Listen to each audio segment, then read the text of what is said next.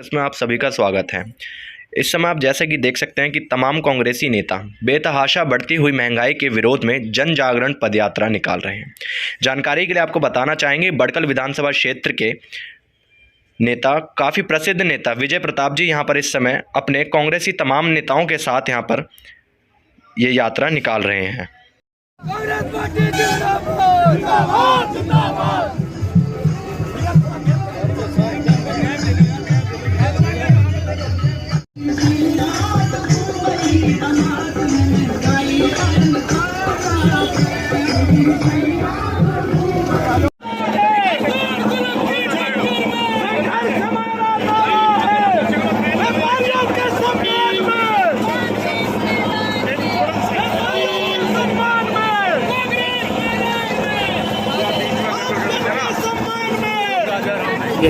देखिए, तो स्पष्ट नज़र ही आ रहा है कि आज महंगाई जो मोदी साहब ने इतनी बढ़ा दी है, दोहरी मार जनता में पड़ रही है।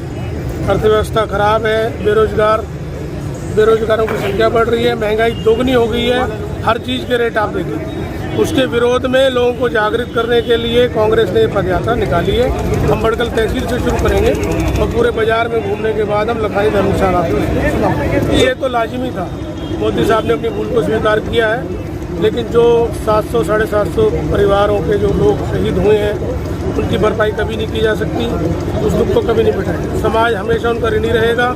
सरकार को प्रायश्चित करते हुए मोदी जी को कम से कम 1-1 करोड़ रुपए उन परिवारों को सहायता देनी चाहिए और MSP का कानून संसद में बनाना चाहिए। संदेश यही है भाई, महंगाई इतनी ज़्यादा है, ये सरकार बिल्कुल ख्याल नहीं कर रही है लोगों का और इस सरकार को उखाड़ फेंकने के संकल्प के साथ ही ऑल इंडिया कांग्रेस कमेटी की तरफ से, हमारे राहुल गांधी जी की तरफ से, हमारे प्रदेश अध्यक्षा श्री कुमारी शैलजा जी की तरफ से ये जन जागरण आज तरह का आयोजन किया गया है, जो जिले के अंदर हर विधानसभा में निकल रही है।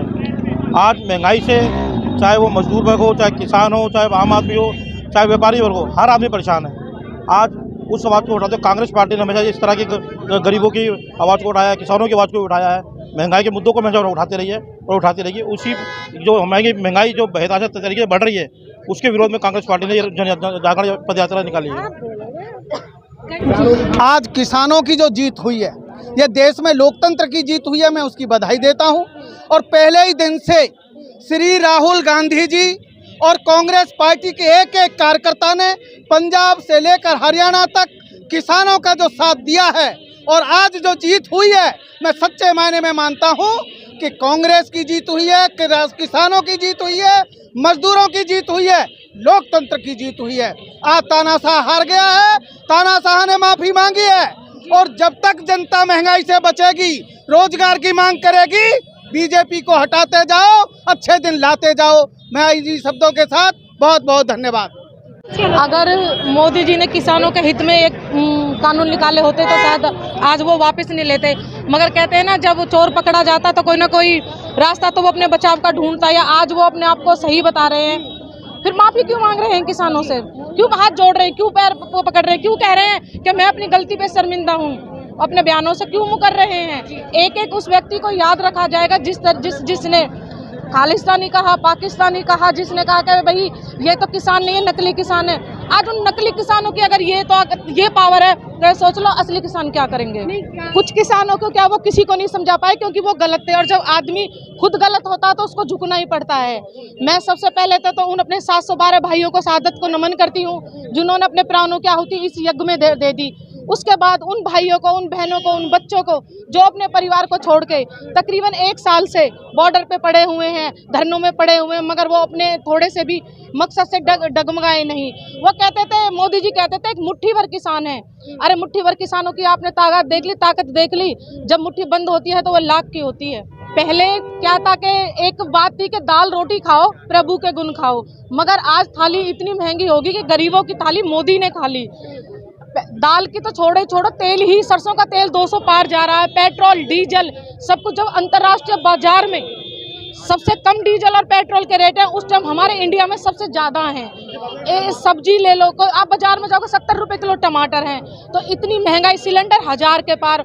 इन्होंने उज्ज्वल योजना चलाई, आज वो उज्ज्वल योजना केवल 100 पीस बन के रह गई है।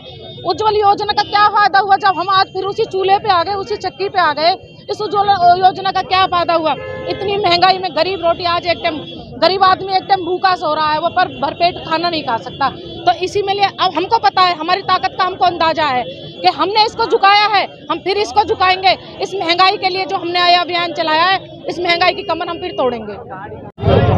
बहुत ही छोटी सी बात के साथ अपनी बात शुरू करूंगा कि जीने को लोग जीते हैं वैसे तो इस जहान में, पर है ज़िंदगी का मकसद औरों के काम आना। अपने लिए जिया तो क्या जिया। कहने का तात्पर्य केवल एक ही कि जब यह सरकार सत्ता में आई और सत्ता में आने से पहले जो इनके चुनावी वादे थे वो आम जनमानस के थे, और जब ये सत्ता में आ गए तो इन्होंने केवल अपने लिए जीना शुरू कर दिया। जैसे कि पूरी एयरलाइंस बिक गई, मगर अपने लिए जेट का आयोजन, जेट के लिए परचेज़ के लिए पैसा था। आम जनमानस की थाली में से रोटी चली गई, मगर विस्टा हाउस बनाने के लिए आपके पास पैसा था।